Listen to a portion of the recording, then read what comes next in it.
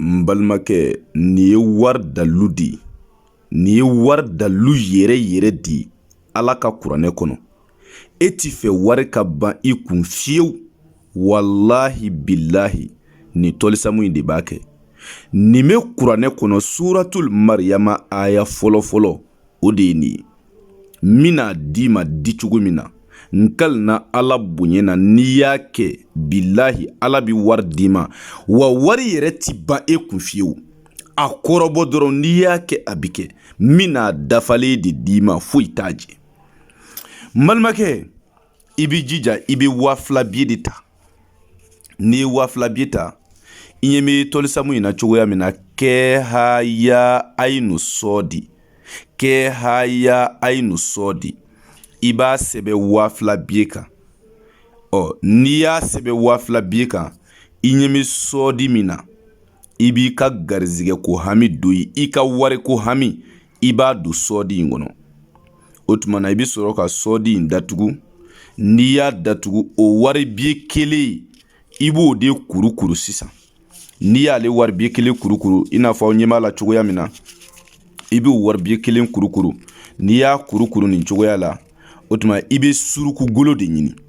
N'i ye surukugolo sɔrɔ i b'a to surukugolo la k'a kɛ sɛbɛnden ye. N'i y'a kɛ sɛbɛnden surukugolo la o surukugolo o sɛbɛnden i b'o de bila i kun i ka be kɔnɔ i poche kɔnɔ i ka portefeuille kɔnɔ i ka chèque kɔnɔ. Wallahi nkal na Ala bonyena k'o sɛbɛnden to yen wari ti ban e kun bilen.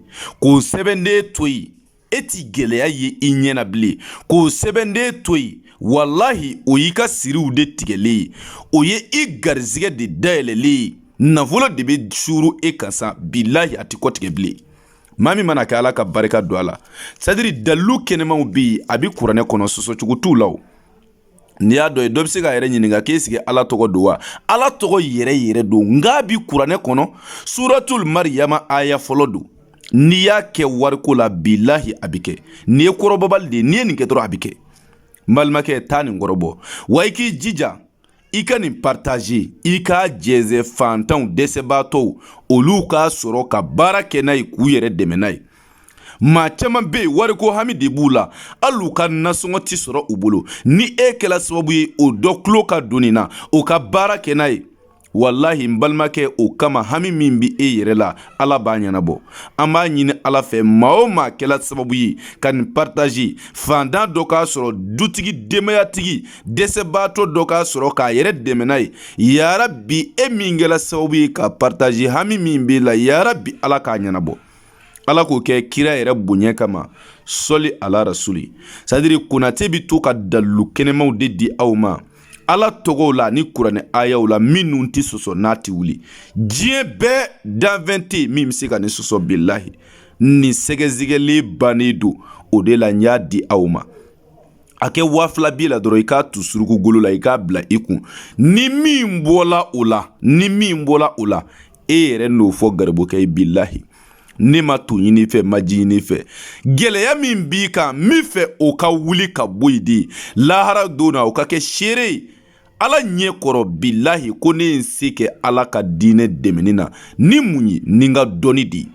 N balimakɛ nin kɔrɔbɔ sa n'i ko k'o tɛ tiɲɛ ye konate ka nin fayida kelen in da i k'a kɔrɔbɔ billahi i bɛna dɔn ko dalu bɛ yen k'a ti sɔsɔ.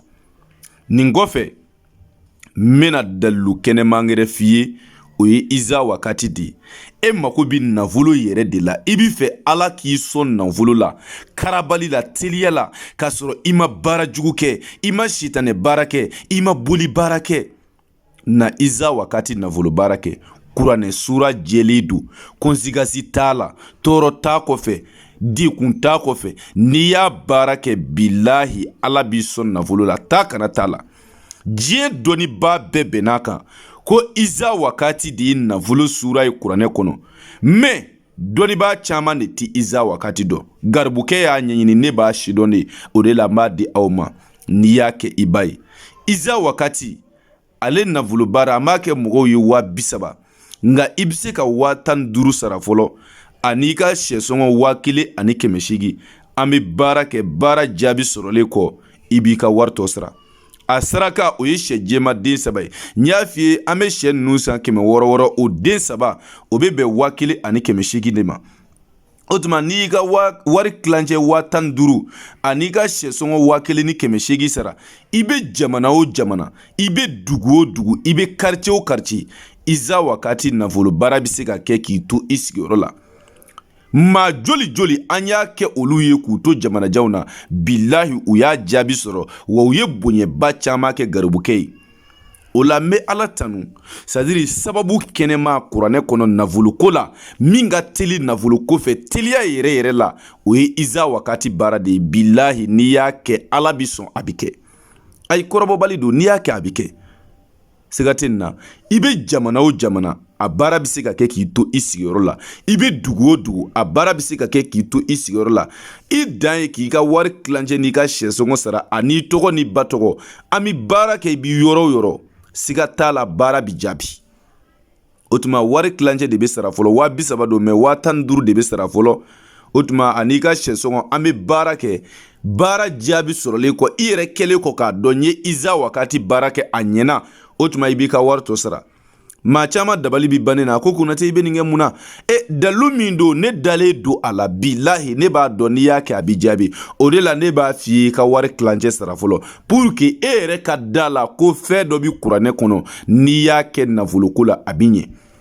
Nin bɛ kɛ de. Maa minnu dalen tɛ ko la n'u bɛ taa bolitigiw fɛ yen k'u tigɛlen don Ala ko la, a ye na Iza Wakati kɔrɔbɔ. Aw minnu ko ko kuranɛ Ala deli k'a ka suma na Iza Wakati baara kɛ, bilahi i b'a dɔn ko ja Ala deliw bɛ kuranɛ kɔnɔ n'i y'a kɛ kɔrɔbɔbali don a bɛ kɛ. O tuma maa minnu ka sababu b'a la, yarabi Ala k'olu ɲɛsin an ma. N'i mako bɛ Iza Wakati baara la, an ka téléphone numéro o ye +223 72 24 02 98 +223 72 24 02 98. N'i y'a wele o numéro la ni Ala sɔnna n'i ka sababu b'an bolo i ni garibukɛ bɛ ɲɔgɔn sɔrɔ. O tuma hakɛto bɛ kuma in kan sɔli ala Muhamadu Mustafa wa salim.